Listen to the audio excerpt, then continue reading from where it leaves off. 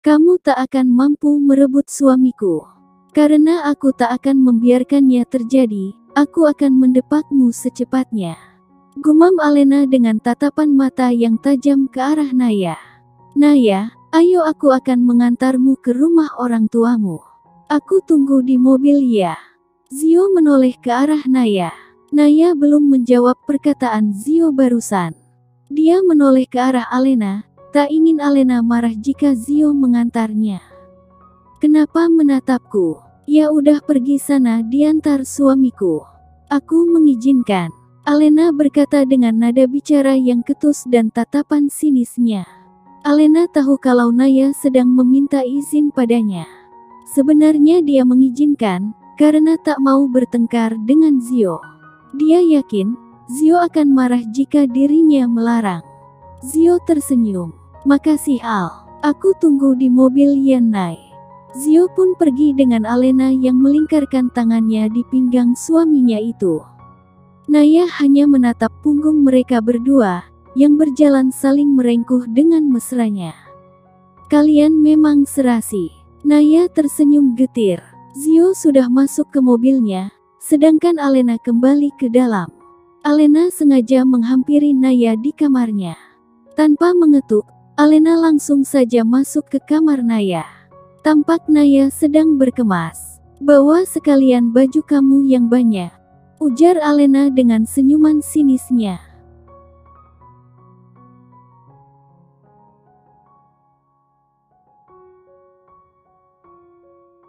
Naya menoleh ke arah Alena dan menatapnya dengan heran.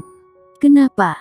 Heran mendengar perkataanku. Tersenyum sinis. Naya diam sambil menghela napasnya dalam-dalam.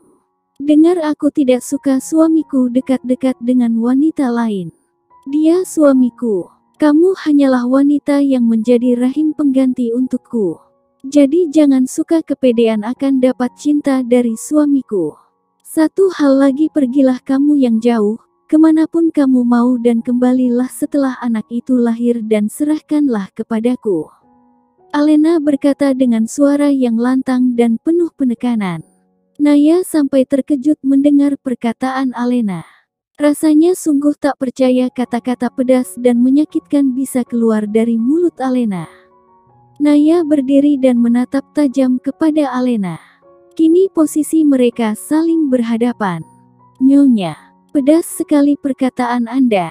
Saya memang rahim pengganti untuk Anda. Saya sangat sadar diri dengan posisi saya.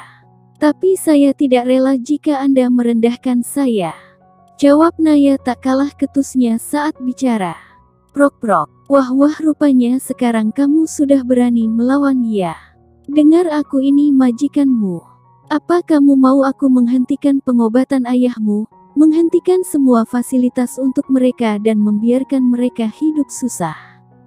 Alena menyeringai. Dia tersenyum sinis, merasa puas sudah bisa mengintimidasi Naya. Naya mendesah. Tak mungkin dia membiarkan hal itu terjadi. Apalagi ayahnya masih belum bisa bekerja. Karena kondisinya yang masih belum benar-benar sehat. Akhirnya Naya diam tak berkata-kata lagi. Minta maaflah padaku, Alena berkata dengan ketusnya. Naya menghela napasnya dalam-dalam. Demi orang tuanya dia akan minta maaf tentu saja. Nyonya, maafkan saya yang sudah berani berkata tidak sopan pada Anda, ujar Naya dengan pelan.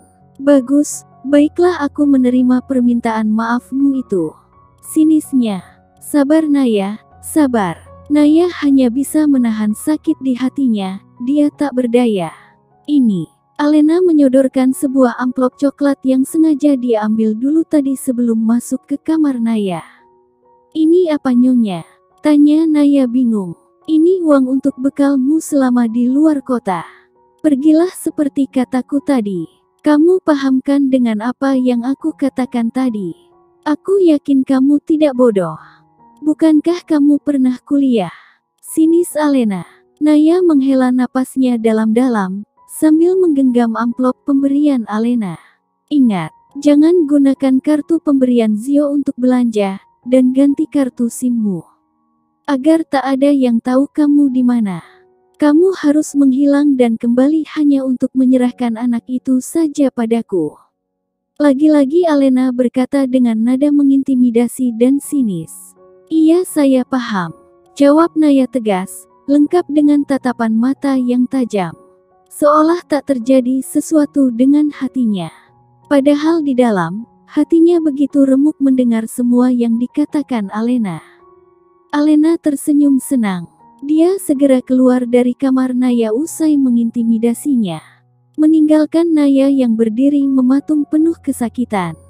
Sayang, maafkan Mama ya. Sepertinya kamu harus jauh dari ayahmu dan juga nenek dan kakekmu. Naya mengusap perutnya dengan lembut, tak ada air mata yang menetes, mungkin dia sudah kebal. Baya pun segera mengemasi banyak pakaiannya dalam koper besar, dan mengeretnya menuruni tangga. Naya menghampiri Zio yang sudah menunggunya sejak tadi di dalam mobil. Zio merasa heran melihat koper besar yang dibawa oleh Naya. Kamu gak salah Nay, bawa koper sebesar itu. Seperti yang mau kabur saja. Zio berdecak heran melihat koper besar yang Naya bawa. Naya hanya tersenyum tipis tanpa menjawab. Naya duduk di samping Zio. Dalam mobil suasana hening, hanya suara deru mesin mobil diiringi musik klasik yang menemani. Hingga akhirnya Zio menghentikan mobilnya, di depan sebuah gang kecil menuju rumah Naya. Tuan, bolehkah saya memeluk Anda sebentar saja? Naya menatap Zio penuh harap, dan dia berkata dengan nada suara yang malu-malu. Zio merasa heran, ini adalah kali pertamanya Naya meminta hal intim duluan. Kenapa? Apa kamu masih teringat kejadian panas semalam? Tanya Zio menggoda Naya. Mendengar perkataan Zio, Naya tersipu malu, dan tiba-tiba saja dia mengingat kejadian panas semalam. Membuatnya merona karena malu. Tanpa berkata-kata lagi, Zio langsung saja memeluk Naya erat dan memagut bibirnya penuh sayang. Naya membalasnya dengan penuh rasa cinta. Ya, dia memang tak bisa membohongi hatinya. Dia jatuh cinta pada Zio. Baiklah, hari ini aku akan menyerahkan seluruh hatiku padamu, karena mungkin kita tidak akan bertemu lagi. Naya mengesah dalam hati, sedih rasanya membayangkan berjauhan dengan Zio. Nay, jangan jadi yang nginepnya. Aku menginginkanmu malam ini. Zio menatap Naya dalam, penuh kasih sayang dan gairah. Naya menatap Zio lekat, dia tersenyum. Menginaplah di sini bersama saya malam ini, saya akan memberikan apa yang Anda mau sepuasnya. Naya tak menyangka mulutnya begitu tak tahu malunya berkata seperti itu. Dia ingin membuat momen terakhir yang tak terlupakan, bersama Zio sebelum berpisah. Zio tersenyum tipis. Oke, aku akan menemanimu menginap malam ini, ujarnya antusias. Titip salam untuk ayah dan ibu, katakan aku tak bisa mampir karena sudah kesiangan. Zio melirik jam di tangannya. Naya mengangguk. Zio mengecup pipi Naya sekilas sebelum Naya turun dari mobilnya. Naya masih diam memperhatikan Zio, sampai mobilnya menghilang dari pandangan matanya. Lalu dia mengeret kopernya sampai ke rumah orang tuanya. Assalamualaikum, Ayah. Mama, teriak Naya. Nay. Ibunya menyambut kedatangan Naya dengan antusias. Mam, kangen. Naya memeluk ibunya antusias. Mereka pun berpelukan dengan air mata yang berderai. Air mata bahagia tentu saja. Kamu kenapa bawa koper sebesar itu? Ibunya merasa heran, anaknya membawa koper sebesar itu. Naya tersenyum ceria untuk menyembunyikan kesedihannya. Aku kan mau nginap di sini, Mam. Naya tertawa kecil. Mama sih senang kamu mau menginap di sini, tapi kok bawa baju gantinya banyak banget. Padahal di sini juga kan masih ada banyak baju-baju kamu. Ibunya masih saja penasaran kenapa Naya membawa banyak pakaian dalam kopernya. Mungkin bawaan bayi, Mam. Jawab Naya asal. Kamu hamil, Nay. Terlihat jelas ibunya begitu antusias. Iya, jawab Naya, antara bahagia bercampur sedih. Alhamdulillah akhirnya mama akan jadi nenek. Memeluk Naya dengan erat, hatinya begitu bahagia mendengar Naya hamil. Iya, aku akan jadi ibu dan ibu jadi nenek. Sayangnya hanya sebentar, lirih Naya. Ibunya mengurai pelukannya, memandang wajah cantik putri bungsunya itu dengan tatapan bersalah. Maafkan kami nak, bukan ibunya yang berkata, tapi ayahnya yang tidak tahu sejak kapan ada di ruangan ini. Ayah. Naya langsung berbalik menghamburkan diri ke pelukan ayahnya itu. Kenapa bilang begitu? Kalian sama sekali tak punya salah padaku. Ujar Naya dengan sedih di dalam pelukan sang ayah. Tapi kamu terpaksa harus menikah kontrak demi ayah nak. Ayahnya mengusap lembut kepala Naya. Jangan bicara begitu ya. Naya rela dan ikhlas. Naya yakin ini sudah takdir Naya. Naya berkata dengan nada suara meyakinkan bahwa dirinya baik-baik saja, dan tak ada beban sedikit pun dalam menjalani rumah tangganya. Terima kasih.